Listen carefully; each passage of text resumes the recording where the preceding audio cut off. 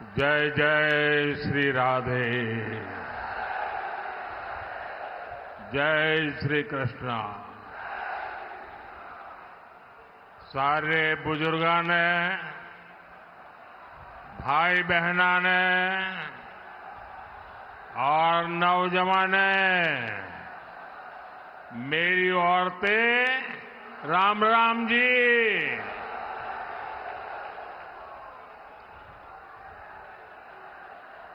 राजा नाहर सिंह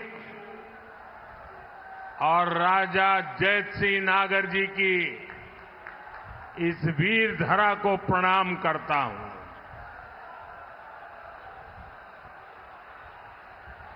आप सभी इतनी बड़ी संख्या में हमें आशीर्वाद देने आए हैं। दूर दूर तक जहां भी मेरी नजर पहुंच रही है, लोग ही लोग हैं। उत्साह और उमंग से भरा हुआ ये दृश्य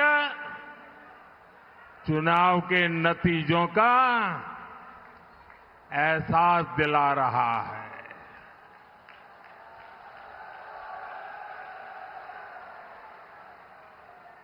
आपके आशीर्वाद के लिए, आपके सहयोग के लिए हम आपके बहुत बहुत आभारी हैं। साथियों, हरियाणा में तो चुनाव अभियान चल रहा है, लेकिन आज जम्मू कश्मीर में अंतिम चरण का मतदान हो रहा है। वहां बहुत भारी संख्या में लोग लोकतंत्र के पर्व में हिस्सा ले रहे हैं। मैं जम्मू कश्मीर के सभी मतदाताओं से कहूंगा कि वे अपना वोट जरूर डालें। साथियों, मैं यहां नजर कर रहा हूं, काफी परिचित चेहरे नजर आ रहे हैं।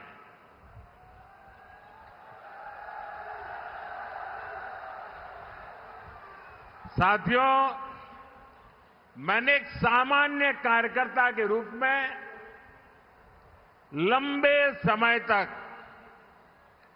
हरियाणा की जमीनी राजनीति को देखा है। बीते दिनों हरियाणा के अलग अलग क्षेत्र में मुझे चुनाव अभियान के लिए, जनता जनार्दन के दर्शन के लिए जाने का अवसर मिला है। आज इस चुनाव की ये मेरी अंतिम सभा है और आपने भी मेरी इस चुनाव की आखिरी सभा को 4 चांद लगा दिए हैं।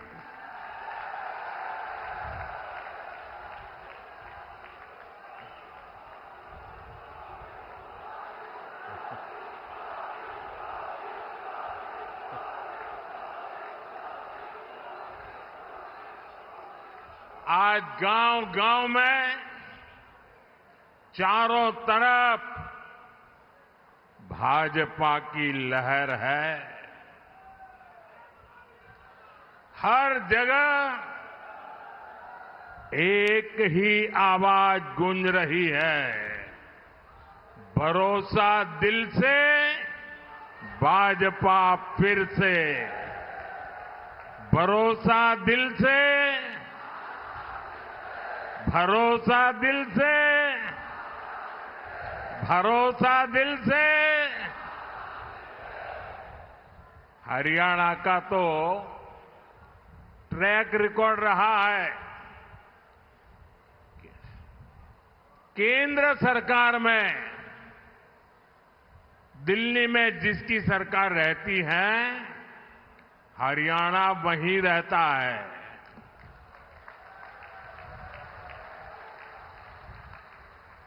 आपने दिल्ली में तीसरी बार भाजपा सरकार बनाई अब यहां तीसरी बार भाजपा सरकार बनाना आप लोगों ने तय कर लिया है। साथियों, हरियाणा की इस धरती ने हमें गीता का संदेश दिया है। हरियाणा ने हमें सिखाया है, काम करो, मेहनत से काम करो। लेकिन कांग्रेस का फॉर्मूला है, न काम करो और न दूसरों को काम करने दो। कांग्रेस की राजनीति केवल झूठे वादों तक सीमित रहती है, जबकि भाजपा की राजनीति मेहनत करना और परिणाम ला करके दिखाना। हम मेहनत पे ध्यान केंद्रित करते हैं, हम परिणाम पर ध्यान केंद्रित करते हैं। और कांग्रेस कभी भी खुद मेहनत नहीं करती। कांग्रेस को लगता था कि 10 साल हो गए, हरियाणा वाले उन्हें थाली में परोसकर सत्ता दे देंगे। यही गलतफहमी कांग्रेस को मध्य प्रदेश में भी थी। वहां भी कांग्रेस के लोग पहले ही जीत का जश्न मनाने लग गए थे। लेकिन वोटिंग के दिन मध्य प्रदेश की जनता ने कांग्रेस को दिन में तारे दिखा दिए, आईना दिखा दिया।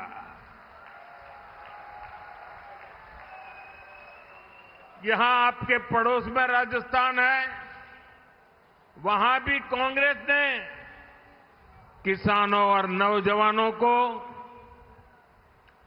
भाजपा के विरुद्ध भड़काने की भारी कोशिश की थी। लेकिन हुआ क्या? कांग्रेस धड़ाम हो गई, धड़ाम। अब यहां हरियाणा में भी यही होने जा रहा है, धड़ाम। हरियाणा के लोग कांग्रेस को यहां सरकार से सैकड़ों मील दूर रखने वाले हैं। साथियों, यहां हरियाणा में कांग्रेस के भीतर जो कलह मची है, हरियाणा के लोग इसे भी देख रहे हैं। कांग्रेस से सबसे अधिक नाराजगी तो दलित, पिछड़े और वंचित समाज की है।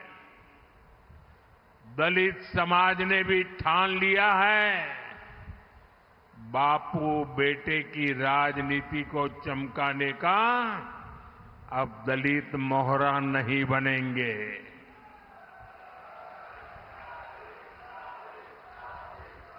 वो देख रहा है कि कैसे भाजपा सबको अवसर दे रही है। हमारे मुख्यमंत्री सैनी जी बड़ी विनम्रता के साथ सबको साथ लेकर चल रहे हैं। साथियों, कांग्रेस ने 60 साल, 70 साल तक देश पर राज किया। इतना मौका मिलने पर भी कांग्रेस ने देश के लोगों को तरसा कर रखा। सड़क, बिजली, पानी, शौचालय, पक्के घर, एक बहुत बड़ी आबादी, मूल सुविधाओं से वंचित थी। कांग्रेस के भ्रष्टाचार का हाल ये था कि 1 रुपया अगर दिल्ली से निकलता था तो गरीब के घर तक जाते जाते 15 पैसा हो जाता था। देश पूछ रहा है, ये वो कौन सा पंजा था जो 1 रुपये को घिस घिस करके 15 पैसा बना देता था। गरीबों के हक को लूटने वाले गरीबी हटाने का नारा देते थे। कांग्रेस ने देश के लिए जरूरी हर विषय को उलझाए रखा। वो उलझाने में एक्सपर्ट रहे हैं। कांग्रेस ने अयोध्या में राम मंदिर नहीं बनने दिया। कांग्रेस ने जम्मू कश्मीर में बाबा साहब आंबेडकर का संविधान पूरी तरह से लागू नहीं होने दिया। उसने हमारी बहनों को संसद और विधानसभा में आरक्षण से वंचित रखा। उसने हमारी मुस्लिम बहनों को 3 तलाक की समस्या में उलझाए रखा। यानी कांग्रेस ने देश की, देशवासियों की समस्याओं का समाधान नहीं किया, बल्कि अपने बेटे बेटी, अपना परिवार, उसको स्थापित करने में ही पूरी की पूरी शक्ति लगा दी। साथियों, आज मैं पूरे देश के सामने, पूरे हरियाणा के सामने एक सवाल रख रहा हूं। आखिर ऐसा क्या है कि कांग्रेस इतना कुछ गलत कर रहे हैं, इतने सारे पाप कर चुके हैं, फिर भी सरकार बनाने के सपने देखते हैं? मैं आपको बताता हूं कि आखिरकार कांग्रेस को ये सपने देखने की हिम्मत कहां से आती है। दरअसल कांग्रेस को लगता है कि भाजपा के समर्थकों, ये सारे देशभक्ति से भरे हुए लोग हैं। ये देशभक्ति से भरे हुए लोगों का उनको भ्रमित करना, उनको तोड़ना, उसका कुछ रास्ता उनके दिमाग में चलता रहता है। बंद कमरों में कांग्रेस के नेता आप लोगों के लिए यही कहते हैं। कभी जात पात के नाम पर कहीं एक समाज को दूसरे से लड़ाकर कांग्रेस इस देश से देशभक्ति को ही चूर चूर करना चाहती है। कांग्रेस को लगता है कि देश के लोगों में एकता की भावना जितनी मजबूत होगी, कांग्रेस का जीतना उतना ही मुश्किल होना जाता है। और इसलिए कांग्रेस देशभक्तों की एकता तोड़ने के लिए नए नए प्रयोग कर रही है। लोकसभा चुनाव के दौरान उसने यही झूठ के प्रयोग किए थे। महात्मा गांधी सत्य के प्रयोग करते थे, ये झूठ के प्रयोग करते हैं। अब यहां हरियाणा में भी कांग्रेस उसका विस्तार कर रही है। साथियों, कांग्रेस को ये लगता है कि उसका अपना वोट बैंक तो पक्का है। वो सोचती हैं कि बटेंगे, लड़ेंगे वो लोग जो भारत से प्रेम करते हैं। हमें कांग्रेस की सोच और साजिश को कभी भी सफल नहीं होने देना है। इसलिए हमें आज संकल्प लेना है, पूरे हरियाणा को संकल्प लेना है।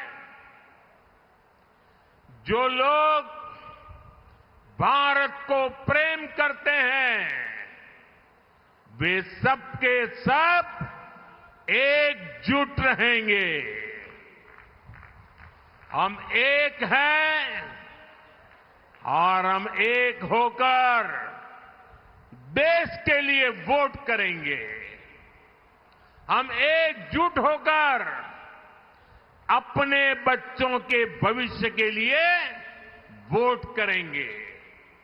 हम एकजुट होकर अपनी बेटियों की सुरक्षा के लिए वोट करेंगे। हम एकजुट होकर बिना खर्ची पर्ची के नौकरी के लिए वोट करेंगे। हम एकजुट होकर हरियाणा में नए निवेश, नई नौकरियों के लिए वोट करेंगे। हम एकजुट होकर अच्छी सड़कों, बेहतर सिंचाई के लिए वोट करेंगे। साथियों, कांग्रेस का सिर्फ और सिर्फ एक ही एजेंडा है, वोट के लिए तुष्टीकरण,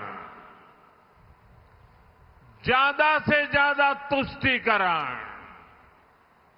आप देखिए कांग्रेस आज क्या कर रही है। कांग्रेस कहती है और डंके की चोट पर कहती है और करती भी है।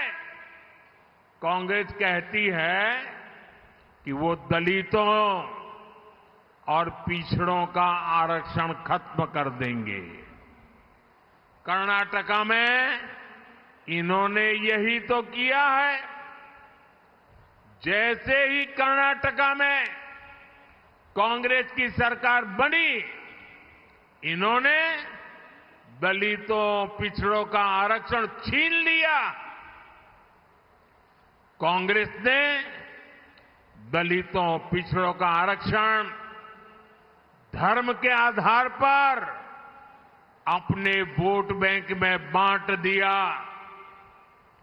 यही कांग्रेस है जिसने अनेकों स्कूल, कॉलेजों, यूनिवर्सिटियों को माइनॉरिटी संस्थान घोषित कर दिया। जो पहले माइनॉरिटी नहीं थे, अच्छे खासे कानून नियम से चलते थे, लेकिन उन्होंने वोट बैंक के खातिर ऐसे हजारों संस्थाओं को माइनॉरिटी बना दिया। इनमें क्या हुआ? परिणाम ये हुआ कि पहले दलितों और पिछड़ों के बच्चों को जो दाखिला मिलता था वो बंद हो गया। ऐसी संस्थाओं में, नौकरियों में जो आरक्षण था वो भी बंद हो गया।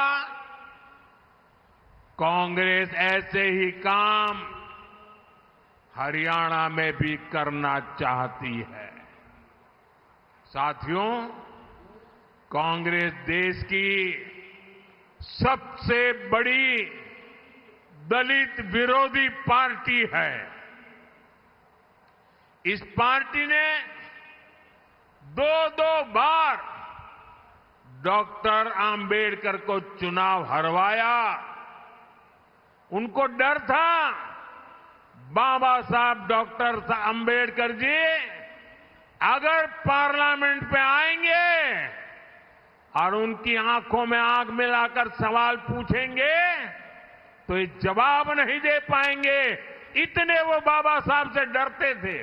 इसलिए दो दो बार उनको पार्लियामेंट में न पहुंचे, इसलिए भांति भांति के षड्यंत्र किए।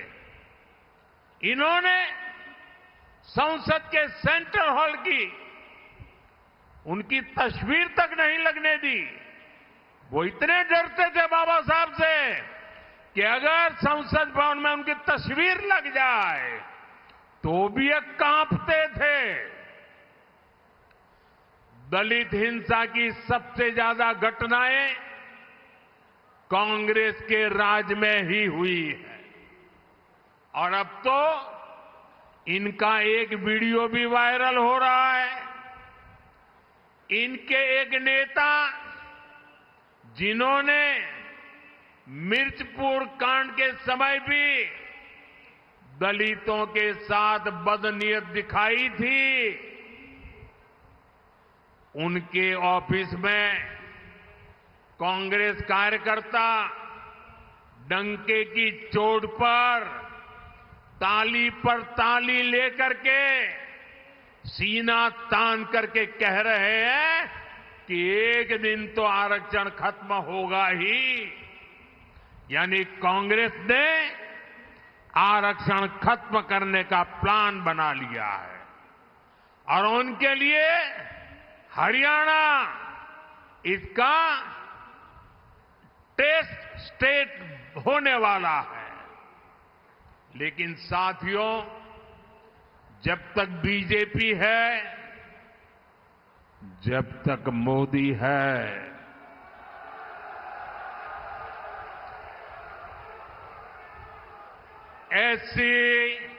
एससी और ओबीसी समुदाय को संविधान से मिले आरक्षण का हक कोई नहीं छीन सकता। आपने देखा होगा ये लोग दिन रात मुझे गालियां देते हैं। अब हमारे मुख्यमंत्री जी सैनी जी को भी गालियां देते हैं। हमारा और कोई गुनाह नहीं है। हमारा गुनाह यही है कि हम ओबीसी अति पिछड़ी मां की कोख से पैदा हुए हैं,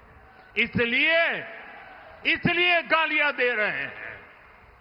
साथियों, आज की कांग्रेस अर्बन नक्सलियों के शिकंजे में है।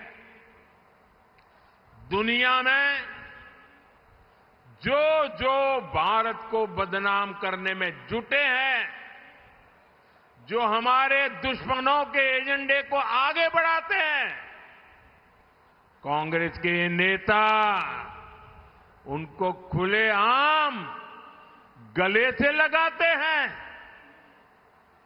ये अर्बन नक्सली गठजोड़ भारत को कभी भी मजबूत होते नहीं देख सकता। इसलिए ये लोग हमारी सेना पर भी हमला करते हैं। आप देखिए, हमारी सेना ने दुश्मनों को बार बार पीटा, लेकिन कांग्रेस का शाही परिवार दुश्मनों की तारीफ करता है। साथियों, मैं सोशल मीडिया पर कुछ पोस्ट देख रहा था। वहां कांग्रेस को लेकर कुछ लोगों ने कुछ पोस्टर डाले थे।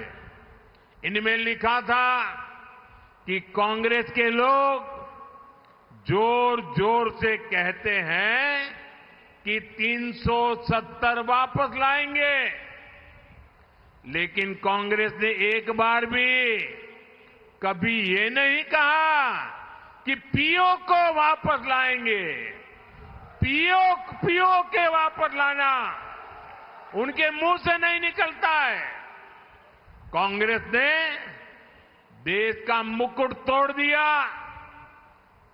कश्मीर के भी टुकड़े कर दिए, इतना बड़ा हिस्सा गंवा दिया। ये उस पीओके को वापस लाने की बात नहीं करते, लेकिन ये लोग 370 वापस लाना चाहते हैं। ये बातें आज सोशल मीडिया पर कांग्रेस के लिए लिखी जा रही है। सही में ये देश का दुर्भाग्य है।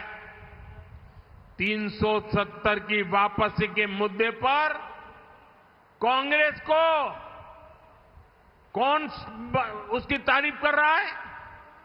कांग्रेस को पाकिस्तान की सरकार ने भरपूर समर्थन दिया है। अब आप ही बताइए, जो एजेंडा पाकिस्तान को पसंद है, वो कट्टर देशभक्त मेरे हरियाणा के लोगों को क्या कभी भी पसंद आ सकता है? क्या कभी भी पसंद आ सकता है क्या? जो कांग्रेस पाकिस्तान को खुश करती है, वो हरियाणा को कभी भी खुश रख सकती है क्या? साथियों, कांग्रेस देश की सबसे बेईमान और धोखेबाज पार्टी है।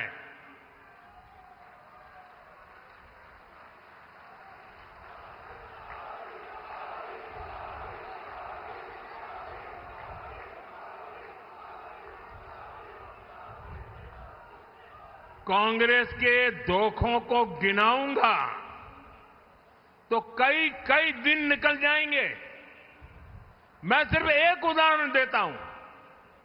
कांग्रेस ने देश की रक्षा करने वाले, देश के लिए शहीद होने वाले फौजियों तक धोखा किया। 40 साल तक कांग्रेस ने वन रैंक वन पेंशन नहीं दिया। सिर्फ 500 करोड़ रुपए दिखाकर कांग्रेस कहती थी OROP, one rank one pension, 500 crore. जबकि मैंने रेवाड़ी में वादा किया था आकर के 2013 सितंबर में, और रेवाड़ी की धरती से मैंने कहा था, रेवाड़ी वीरों की धरती है, देश के लिए मर मिटने वालों का ये इलाका है। और तब मैंने कहा था, तब तो मैं चुनाव लड़ रहा था, प्रधानमंत्री नहीं बना था, मैंने कहा था कि मैं वादा करता हूं, मैं वन रैंक वन पेंशन लागू करके रहूंगा। और हमने लागू किया, और लागू किया तो फौजी परिवारों को करीब करीब 1.25 लाख करोड़ रुपए दिए। अब बताइए, जो जिस काम के लिए 1.25 लाख करोड़ रुपए लगने वाले थे, ये 500 करोड़ दिखा करके कहते थे कि ओआरओपी दे दिया। क्या ये धोखा है कि नहीं है? धोखा है कि नहीं है? ये फरेब है कि नहीं है? ये झूठ है कि नहीं है? यहां हरियाणा में भी हमारे फौजी परिवारों को 10,000 करोड़ रुपए से ज्यादा मिले हैं। मोदी के लिए फौज की प्राथमिकता सबसे बड़ी है, फौज का सम्मान सबसे बड़ा है। और कांग्रेस से हम इसकी कोई उम्मीद नहीं कर सकते। साथियों, कांग्रेस की कथनी और करनी में हमेशा फर्क रहा है। कांग्रेस ने, ये पड़ोस में हिमाचल प्रदेश है, कांग्रेस ने हिमाचल की बहनों और नौजवानों को भी ऐसा धोखा दिया है, हिमाचल कभी भी कांग्रेस को माफ नहीं करेगा। कांग्रेस ने जैसे यहां हरियाणा में कांग्रेस वाले अनाप शनाप बोल रहे हैं ना, ऐसा ही उन्होंने हिमाचल में किया था। कांग्रेस ने वहां चुनाव जीतने के लिए कहा था कि हर महीने बहुत सारे पैसे देंगे। आज 2 साल हो चुके हैं, उन्हें कुछ नहीं मिला। कांग्रेस ने पहली कैबिनेट में ये लाखों नौकरियों पर मुहर लगाने का वादा किया था। वहां इन लोगों ने सरकारी कर्मचारियों को बड़े बड़े सपने दिखाए। आज उनको तनख्वाह भी समय पर नहीं मिल रही है।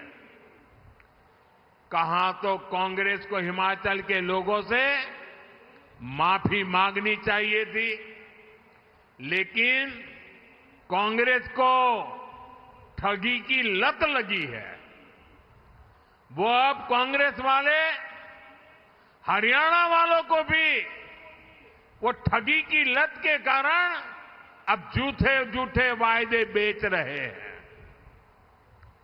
कांग्रेस यहां हरियाणा के किसानों को तारे तोड़कर लाने की बातें कर रही है, लेकिन आप याद रखिए, जहां उसकी सरकार है, कर्नाटका में है, तेलंगाना में है, वहां इनमें से एक भी वादा लागू नहीं करते हैं। यानी कांग्रेस की नीयत में ही खोट है। साथियों, कांग्रेस हरियाणा के नौजवानों के हितों के खिलाफ है। यहां हरियाणा में भाजपा सरकार ने करीब 1.5 लाख सरकारी नौकरियां दी, और वो भी बिना खर्ची पर्ची नौकरियां दी है। हजारों कर्मचारियों को पक्का किया। लेकिन अब कांग्रेस वाले फिर वही खर्ची पर्ची सिस्टम हरियाणा में वापस लाना चाहते हैं, आप पर थोपना चाहते हैं। सरकार बनने के आसार, वो आशा छोड़ चुके हैं। दूर दूर तक कोई आसार नजर नहीं आ रहे हैं। लेकिन लूट खसूट का बंटवारा अभी से हो गया है। ये है कांग्रेस की सच्चाई। साथियों, कांग्रेस की नस नस में भ्रष्टाचार दौड़ता है। ये दलालों और दामादों की पार्टी बन गई है। कांग्रेस के राज में यहां जमीन की दलाली करने वाले मालामाल हो गए हैं, या तो दामाद जी मालामाल हो गए हैं। ये 2 ही लोग फले फूले हैं। जबकि किसान के नसीब में क्या आया? किसान को तो सिर्फ 2 रुपये का मुआवजा मिला। जो लोग 10 साल पहले हुड्डा जी की सरकार थी ना, हर किसान कहता है कि ये तो 2 रुपया मुआवजे वाली बड़ी आफत आई, और किसानों के घर में चेक पहुंचा क्या? 2-2 रुपया का चेक। और उस सरकार की पहचान थी किसानों के घर में, किसानों के दिल में, कि 2 रुपया मुआवजे वाली सरकार है। जबकि भाजपा सरकार हजारों रुपये का सम्मान निधि सीधी उनके बैंक के खाते में पहुंचाती है। प्राकृतिक आपदा होती है तो सही मुआवजा देती है। साथियों, आज कांग्रेस यहां एमएसपी को लेकर बड़ी बड़ी बातें कर रही है, लेकिन कांग्रेस की सरकार यहां सिर्फ 3-4 फसलों पर एमएसपी देती थी। वो दिन जरा याद करिए, जबकि भाजपा सरकार 24 फसलों की खरीद एमएसपी पर कर रही है। पिछले 8 सीजन में एमएसपी के रूप में यहां के लाखों किसानों को 1,10,000 करोड़ रुपए से भी अधिक मेरे किसानों के खातों में गए हैं, उनको मिले हैं। आज यहां 20 से ज्यादा फल और सब्जियों के लिए भावांतर दिया जा रहा है। बाजरा और सूरजमुखी के लिए भी 900 करोड़ रुपए से अधिक इसका भावांतर दिया जा गया है। इससे हरियाणा के किसानों की बड़ी मदद हुई है। साथियों, आज मैं हरियाणा की माताओं, हमारी बहनों, हमारी बेटियों में भाजपा के प्रति सबसे अधिक उत्साह देख रहा हूं। यहां भी मैं देख रहा हूं, दूर दूर तक माताएं बहनें बैठी हुई है। हरियाणा की बेटियां आज चारों तरफ झंडे गाड़ रही है। भाजपा सरकार की हर योजना माताओं, बहनों, बेटियों में नया आत्मविश्वास पैदा कर रही है। मैं अखबार में एक बहन का इंटरव्यू पढ़ रहा था।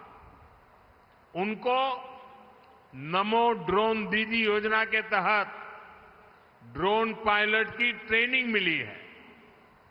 वो बहन बताती है कि इस खरीफ सीजन में ही उन्होंने 800 एकड़ खेती पर ड्रोन से दवाई का स्प्रे किया और इससे उनको 3 लाख रुपए की कमाई हुई। एक सीजन में हमारे गांव की किसान की बेटी ड्रोन चला करके, दवाइयां स्प्रे करके 3 लाख की कमाई करे। भाइयों बहनों, तब मन को संतोष होता है कि ये सरकार सही दिशा में काम कर रही है। जिन बहनों ने कभी, जिनके नसीब में कभी भी साइकिल या मोटरसाइकिल नहीं चलाने का सौभाग्य नहीं आया था, वो अब ड्रोन पायलट बन रही है। जो बहनें कभी सिर्फ परिवार पर आश्रित होने पर, परिवार पर ही आश्रित होकर के मजबूर रहती थी, वो आज लखपति दीदियां बनकर के परिवार का सहारा बन रही है। साथियों, भाजपा सरकार हरियाणा के विकास को, हर क्षेत्र के विकास को नई गति दे रही है। बल्लभगढ़ तक मेट्रो पहुंच चुकी है और अब पलवल भी मेट्रो से कनेक्ट होने वाला है। पलवल देश का हाईवे हब भी बन रहा है। भाजपा सरकार पूरे ब्रज क्षेत्र के विकास पर जोर दे रही है। इसका फायदा यहां के लोगों को मिलेगा।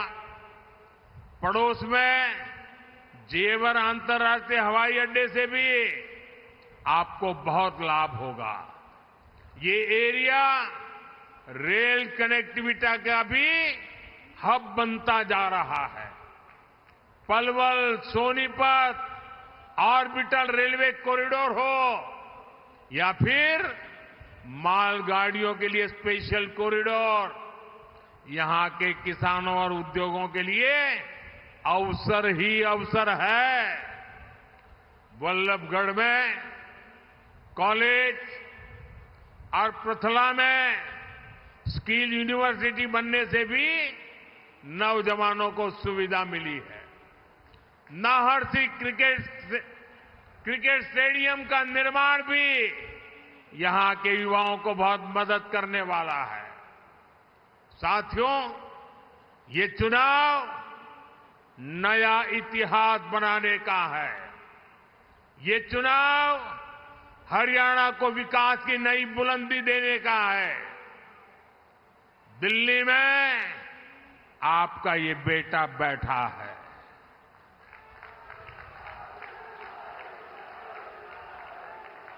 आप यहां तीसरी बार भाजपा सरकार बनाइए। मैं आज पलवल की धरती से पूरे हरियाणा के मेरे जागरूक मतदाताओं को, देशभक्त मतदाताओं को आग्रह करता हूं कि आप रिकॉर्ड वोटों से फिर एक बार भाजपा की सरकार बनाइए।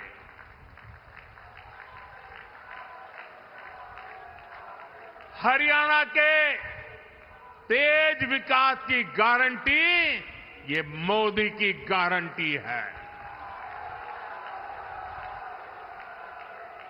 फरीदाबाद हो, पलवल हो, मेवात हो, गुड़गांव हो, भाजपा के हर उम्मीदवार को आपको भारी बहुमत से विजयी बनाना है। मैं सभी उम्मीदवारों से आग्रह करता हूं, जरा आगे खड़े हो जाए सभी उम्मीदवार जो चुनाव लड़ने वाले हैं, वो जरा आगे आ जाएं। आप सबके आशीर्वाद मेरे इन सभी साथियों को दीजिए। मुझे आपकी सेवा करने का मौका दीजिए। मैं फिर एक बार इतनी बड़ी तादाद में आशीर्वाद देने के लिए आए, मैं सर झुका करके आपका नमन करता हूं, आपका अभिवादन करता हूं। मेरे साथ बोलिए भारत माता की। दोनों हाथ ऊपर करके पूरी ताकत से आवाज दीजिए, भारत माता की, भारत माता की, भारत माता की, भारत माता की, भारत माता की।